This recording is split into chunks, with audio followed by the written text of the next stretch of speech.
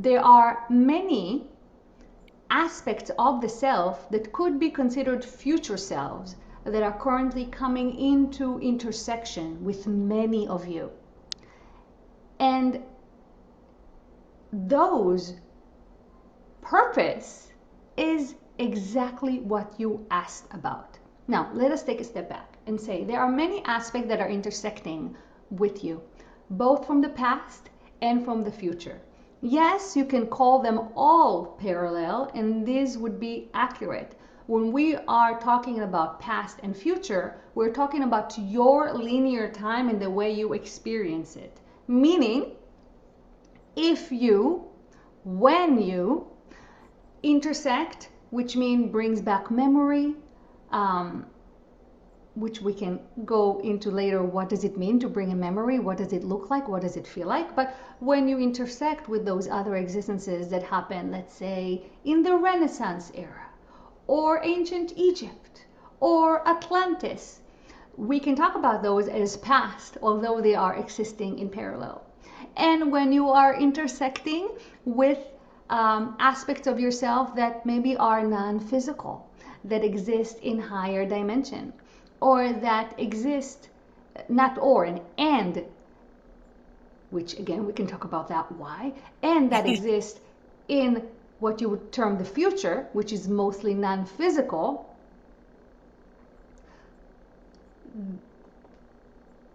there are different purposes for that. Now, everything that we say, take into consideration that there is an overlap. These are not neat categories completely exclusive away from each other. They do interact and there is an overlap. However, generally speaking, intersection with experience of yous from the past is here for you to complete any loops, any patterns that have yet to be completed. Since it is the time of transition, the time of change, the time of the shift. So everything that is open, anything that is not resolved, must be introduced to the field in order to be resolved.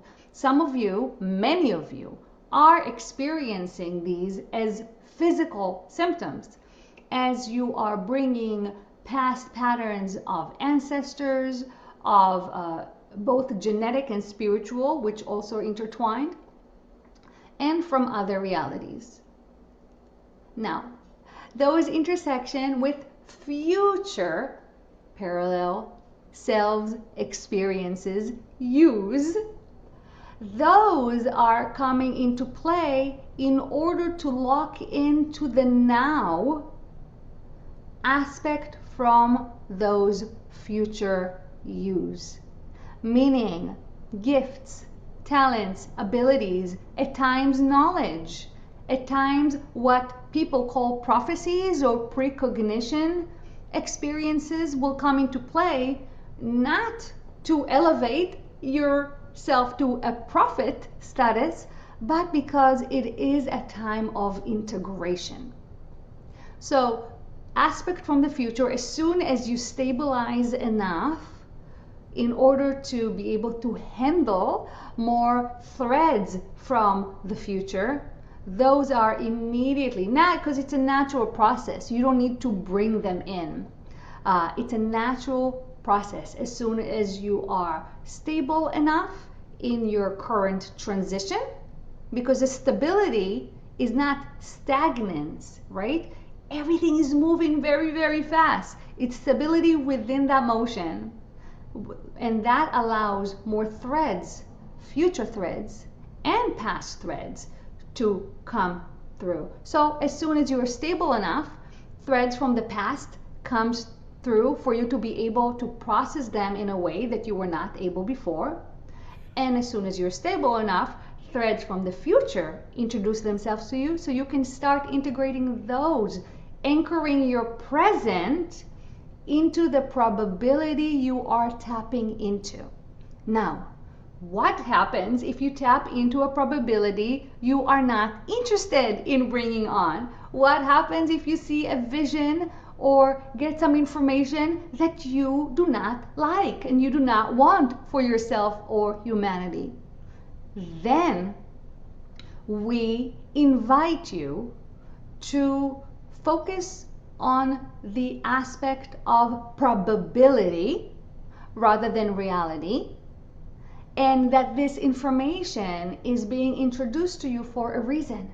Not because that's what has to happen, but that there is some benefit, potential benefit, for that aspect to be introduced to your awareness, included in your awareness. Now, why is it a potential? Because what you do with it is up to you.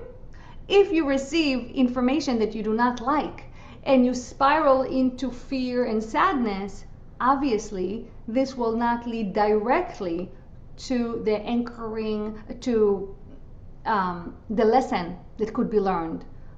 Sometimes theoretically, sometimes in application, that is offered to you as a potential. So it is all about how you interact with those intersecting parallels, and also knowing that, as we said, how you interact affects the nature of the interaction, but you don't need to pull them in forcefully or push anything away forcefully, as those come in and out depending on your level of stability and readiness. Does this make sense? Yes. Any Excellent. breathing when receiving that? Any breathing tips when receiving that? Well, just full breath, slow breath to support the body and support the mind. This is, we mention a lot how it is, can be very challenging for the body, but it can also be very challenging for the mind. A lot of paradigms are being broken. Even the ones of you that consider yourself very open-minded, there are still unconscious beliefs and paradigms that you carry that you are not aware of, or that you're aware of a tip of an iceberg and there is an iceberg underneath. So we invite you to be just as supportive of the mind as you are of the body.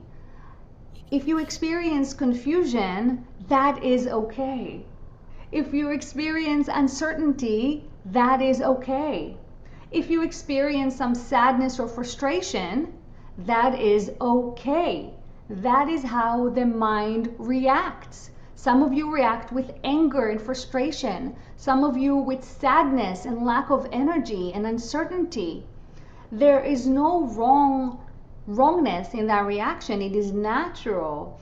You must then support yourself in that reaction to make the transition as smooth as possible and to help your different systems to have the least amount of resistance possible. It does not mean no resistance, but it does mean less resistance the more you support your system, the different systems that are you. Thank you You're very much. most welcome.